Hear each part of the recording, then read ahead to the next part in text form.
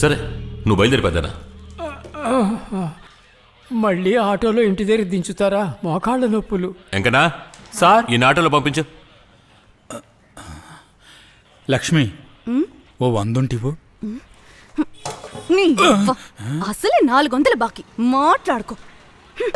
మీనా ఓ 100 ఉంటిస్తావా? జీతం రాగానిచ్చేస్తా. ఈ మాత్రానికి బిచ్చం ఎత్తుకోవచ్చు.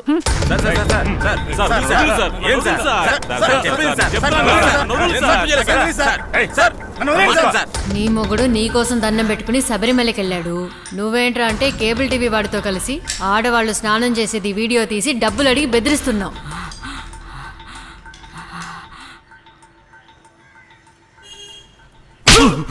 నువ్వేమైనా పెళ్లి చూపులకు వచ్చావా? అడ్డమైంది నవ్వులుకుంటూ పోయి బయట రే. నిన్ను ఏ కేసు కింద బుక్ చేసి తీసుకొచ్చావో తెలుసా? నీ మామ ఏమైనా చెప్పాడా? చెప్పారు సార్, కానీ ఎందుకు తీసుకొచ్చారో మాత్రం తెలియదు సార్. ఈ యాక్టింగ్ అది నా దగ్గర వద్దురా. చెప్పు, ఎక్కడ ఆ హార్డ్ డిస్క్ పారిపోయిన నీ కేబుల్ టీవీ మొగుడు? మాకు అన్ని విషయాలు తెలిసిపోయి నువ్వే ఆ పిల్లని పాడు చేసావు. సరైన సమయానికి ఆ చిన్నపిల్లడు దొరకగానే వాడిని ఇరికించి నువ్వు ఎస్కేప్ అయిపోయావు. చివరికి పాపం ఆ పిల్లాడు బుక్ అయ్యాడు. నోట్లో పెట్టి తిప్పితే నోరు బోసి నోరు అవుద్ది.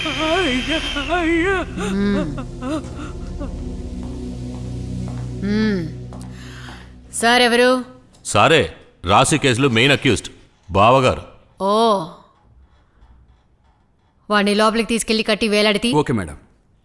Madam madam madam madam sir, నన్ను వదులు సార్. మేడం నాకు బాగా తెలుసు, నాకు తెలిసిన ఆవిడే సార్. నన్ను వదులు సార్. సార్ నేను చెప్తున్నాను కదా సార్, నన్ను వదులు సార్. మేడం మేడం నేను గుర్తులేను మేడం, మీ దగ్గర తనులు కొడుతున్నాను మేడం. ఎలా గొప్పలు చెప్పుకుంటున్నాడు, సిగ్గులేం జరవద్దు.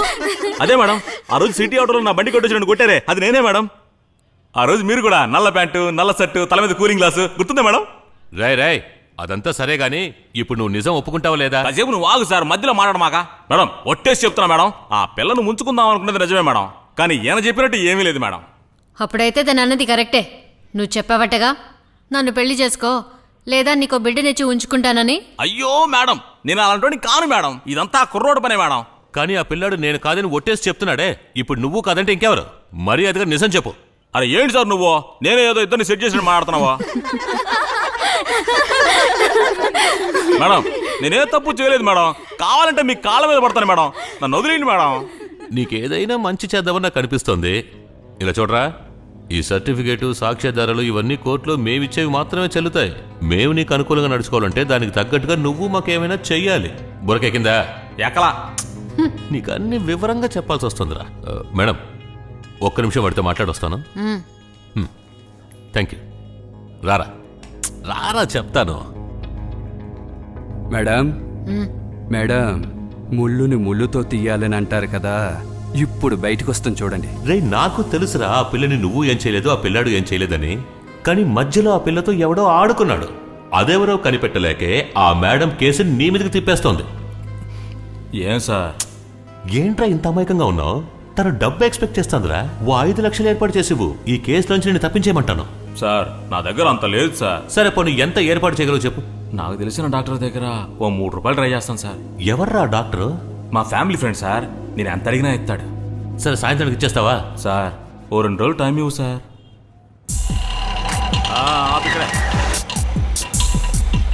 ఇదిగో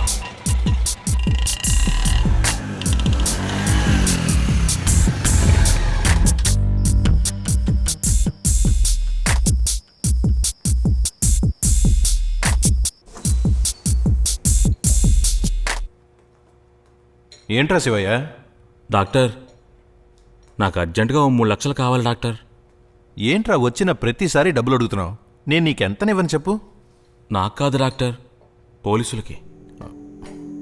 సిస్టర్ కాసేపు బయట వెయిట్ చేయండి.